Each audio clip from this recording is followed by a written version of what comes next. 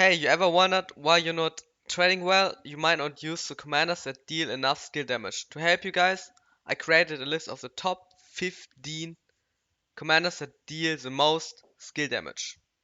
On 15th place we had XY with 2550, now replaced by Huo, the new Cav commander.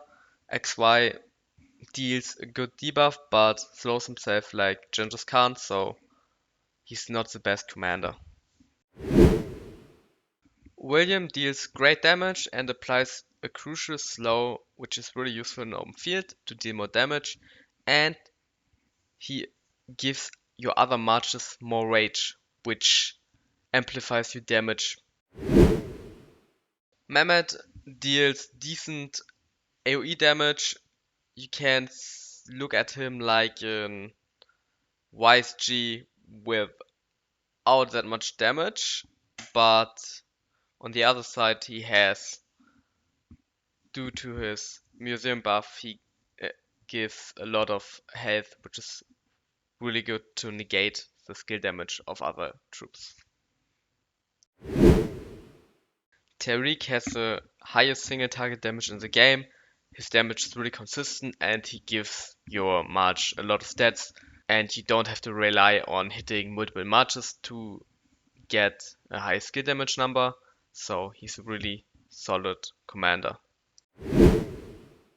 Honda is on 11th place, but not really, because his rage requirement is 30% higher, so you have to reduce his damage by 30%, and he will not be in the top 15, or at least not at 11th place, if you count in the higher rage requirement. Artemisia has a high damage factor. The downside is that she damages herself whenever she casts a skill. She has 40% defensive stats, which is pretty good, and she amplifies all damage by 50% for 5 turns. And she's a really good pairing with Boudica. Me personally, I prefer YSG instead of Artemisia, but I will do a more in-depth video about it later. Surprisingly, Ethelflaed is in the top 10. She deals 4k skill damage, not getting reduced by the marches she hits. Reduces the attack and defense and health by 30%, which is one of the best debuffs in the game. The downside of her kit is that she doesn't have any stats. On the other side, she has a counterattack damage reduction, which is pretty helpful. On 8th place we have Scipio Africanus. He deals 4.2k skill damage and applies a really helpful health debuff. He pairs really well with Guan, and he gives your march a lot of stats and is in general really useful in open field. Now we have YSG, one of the oldest commanders and one of the best commanders in the game, already available at KVK 1, and yeah, he just deals a ton of skill damage, and his fourth skill amplifies the skill damage by 50%, so your primary and YSG, or you use YSG as primary, deals 50% more skill damage, which shows in the reports. Now we have Nebuchadnezzar. He deals the same skill damage as YSG on the base number, but he deals less damage because he has more defensive stats, 30% defense and march speed, which is really helpful for archers in open field. So he's a really good commander overall that deals a ton of skill damage, everything you need for open field. He would be better if he had a little bit more attack or skill damage amplifier in his kit, but that would be a little bit too broken. On 4th place we have Guan with 4.9k skill damage. The important thing about Guan is that his primary skill damage is already a lot, and when you add the 4th skill damage, it just stacks, and he's a really good commander to do a lot of KP in the open field. So I would personally not use Sargon over Guan and always choose Guan over Sargon. He gives a lot of attack as well, which amplifies the skill damage. If you didn't know, you can look it up in my other video I posted 2 weeks ago, I think, that a certain amount of attack increases your skill damage by a certain amount, and yeah. He's overall a really good commander and silences, even though the new commanders are most of the times immune or have a probability to cleanse the silence.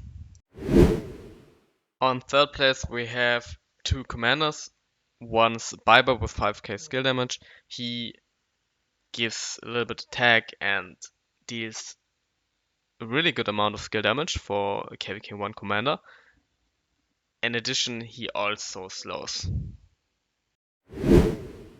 The other epic commander that shares a third place with Biber is of course Sun Tzu. Sun Tzu is just a better version of Biber.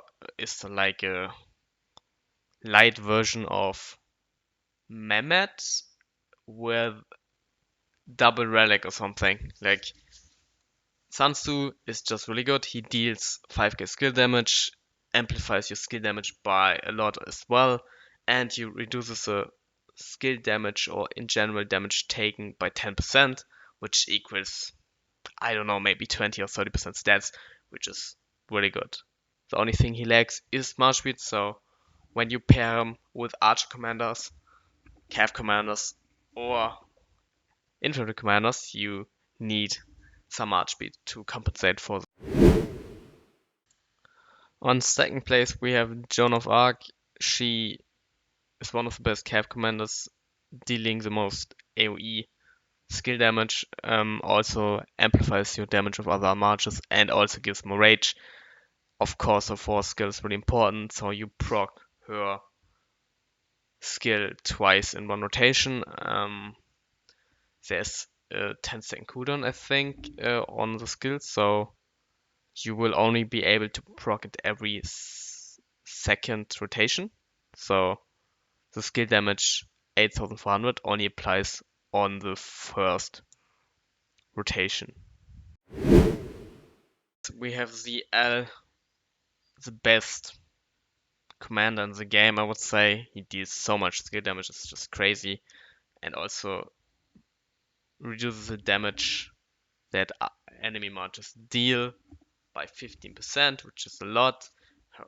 His fourth skill is the secondary source of damage. It is quite a lot and only procs every second rotation, but in his first rotation he deals 9.5k skill damage, which is the best and highest skill damage in the game.